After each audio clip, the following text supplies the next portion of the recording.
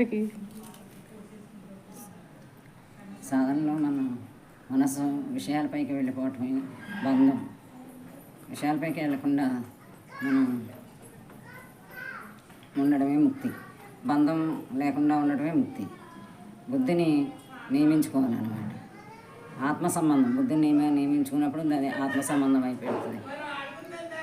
మన దృష్టిలోనే చెడ్డ ఉంది కానీ ప్రకృతిలో చెడ్డ లేదు. మన దృష్టిని అందుకని మంచి విషయాలు అయిపోయి పెట్టుకోవాలి. సాధనలో మనం మెట్టు, ఇదొక మెట్టు. ఎవరికి ఎంత ఈ సమయమా ఆ సమయమా ఎల్లప్పుడు అని ఏమీ లేదు. ఎప్పుడైనా మనం సాధన మొదలు పెట్టచ్చు. మనకు మనసు కలగటం, మనకి ఆ ప్రాప్తి కలగటం అదే ఇది. దేవుని నామస్మరణతో చిన్న దీపం వెలిగిస్తుంది, చీకటి